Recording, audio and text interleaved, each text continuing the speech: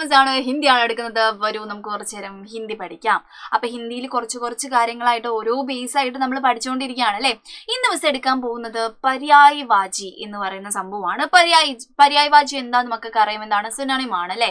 ഒരു വാക്ക് തരും, എന്നിട്ട് ആ വാക്കിന് അതിന്റെ അതേ അർത്ഥമുള്ള ഇഷ്ടംപോലെ വേർഡ്സ് തരും. എന്നിട്ട് മക്കളോട് ഇതിൽ എന്താണ് കറക്റ്റ് സാധനം തിരഞ്ഞെടുക്കാൻ വേണ്ടി പറയും. ഓപ്ഷൻസ് ഒക്കെ തരുന്നുണ്ടാവും. എന്നിട്ട് കറക്റ്റ് മീനിങ് ഏതാണോ വരുന്നത് അത് എടുത്ത് എഴുതാൻ വേണ്ടി പറയാറുണ്ട് അല്ലെ. അപ്പൊ അതിന് പറ്റിയിട്ടുള്ള കുറച്ച് വാക്കുകളാണ് മിസ് പറഞ്ഞു തരുന്നത്. അതായത് കോമൺ ആയിട്ട് നമുക്ക് ഒരുപാട് വാക്കുകൾ വരുന്നുണ്ട്. ആ വാക്കുകളാണ് നമ്മൾ പഠിക്കാൻ പോകുന്നത് കേട്ടോ. അപ്പൊ ഇത് എന്തായാലും ഈ പര്യായവാചി എന്ത് ചെയ്യണം, മക്കൾ പഠിച്ചിട്ടുണ്ടാവണം.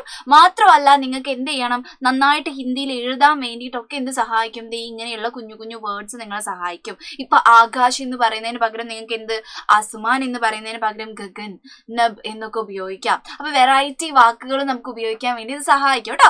അപ്പൊ നോക്കാം, നമുക്ക് കുറച്ച് ആൾക്കാരെ പഠിക്കാം. നോക്കിക്കേ, ആകാശ് മീൻസ് എന്താന്ന് മക്കൾക്ക് അറിയാം, എന്താണ് സ്കൈ അല്ലേ.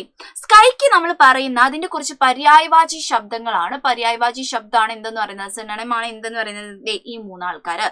നഭ് എന്ന് നമ്മൾ പറയാറുണ്ട്. നഭ് എന്ന് വെച്ചാൽ എന്താണ്, ആകാശമാണ്, സ്കൈ ആണ്. ഗഗൻ എന്ന് നമ്മൾ പറയാറുണ്ട്. ഗഗൻ മീൻസ് സ്കൈ ആണ് അല്ലെ. ആസ്മാൻ എന്ന് പറഞ്ഞാൽ നമ്മൾ ചെറിയ ക്ലാസ് തൊട്ട് പഠിക്കുന്നതാണ്. ആസ്മാൻ എന്ന് വെച്ചാൽ എന്താണ്, സ്കൈ തന്നെയാണ് അല്ലെ. അതേപോലെ തന്നെ നോക്കിക്കേ, ആദ്മി എന്ന് വെച്ചാൽ ഹ്യൂമൻ. ഇഷ്ടംപോലെ വാക്കുകൾ നമ്മൾ പഠിച്ചിട്ടുണ്ട്. അതേപോലെ തന്നെ നോക്കിക്കേ, മനുഷ്യ, ഇതെല്ലാവർക്കും അറിയുന്നതാണ്. ഇൻസാൻ മീൻസ് മനുഷ്യയാണെന്ന് നമുക്കൊക്കെ അറിയാം. നർ എന്ന് വെച്ചാലും എന്താണ്, മനുഷ്യൻ തന്നെയാണ്. അപ്പൊ ഇതൊക്കെ നിങ്ങൾക്ക് അങ്ങോട്ടും ഇങ്ങോട്ടൊക്കെ തെറ്റിച്ച് ചോദിക്കും, മക്കൾക്ക് തെറ്റാൻ പാടില്ല. കോമൺ ആയിട്ട് കുറച്ച് വാക്കുകളെ ചോദിക്കാറുള്ളൂ. അതിൽ കുറച്ച് ആൾക്കാരാണ് ഇത് കേട്ടോ, ഈ ഒരു വാക്കുകൾ എന്ന് പറയുന്നത്. അത് പഠിച്ചിട്ടുണ്ടാവണം. നോക്കാം, അടുത്തത് എന്താണ്, സൺ ആണല്ലേ, സൂര്യ. അത് നമ്മൾ മലയാളത്തിൽ ഉപയോഗിക്കുന്ന സാധനം തന്നെയാണ്. സൂര്യൻ എന്ന് നമ്മൾ പറയാറുണ്ട് അല്ലെ. അപ്പൊ സണ്ണിന് നമ്മൾ സൂരജ് എന്ന് സാധാരണ രീതിയിൽ പറയാറുണ്ട്. ദിവാകർ എന്ന് പറയാറുണ്ട്. എന്ത് പറയാറുണ്ട്, ദിവാകർ. അത് നമ്മൾ അധികം പഠിക്കാത്ത വാക്കാണ് അല്ലെ. അതേപോലെ രവി എന്ന് പറയാറുണ്ട്. ദിവാകർ, രവി എന്നൊക്കെയുള്ള പേര് നമ്മൾ കേട്ടിട്ടുണ്ട്. അതിന്റെയൊക്കെ മീനിങ് എന്താ ശരിക്കും, സൺ എന്നുള്ള മീനിങ് ആണ് അല്ലെ. ദിവാകർ, രവി, മക്കൾ മറന്നു പോകരുത്. എന്തിനാ, സണ്ണിന് സൂരജിന് നമ്മൾ പറയുന്ന പേരാണ് അല്ലെ. ഓക്കെ, അടുത്ത ആളെ നോക്കിക്കേ, സെൻസാർ, വേൾഡിന് നമുക്ക് ഇഷ്ടംപോലെ വാക്കുകൾ നമ്മൾ പഠിച്ചിട്ടുണ്ട്. ജഗത് എന്ന് നമ്മൾ പറയാറുണ്ട്. ദുനിയ പിന്നെ നമ്മൾ കോമൺ ആയിട്ട് നമ്മുടെ ഹിന്ദിയിൽ ഉപയോഗിക്കുന്ന കാര്യമാണ് അല്ലെ. വിശ്വ എന്ന് നമ്മൾ പറയാറുണ്ട്. വിശ്വ, ദുനിയ, ജഗത് എന്നൊക്കെ പറഞ്ഞ ആര് തന്നെയാണ്, നമ്മുടെ സെൻസാർ ആണ്, വേൾഡ് ആണ്, ലോകമാണ് എന്നുള്ള കാര്യം ആലോചിക്കുക കേട്ടോ.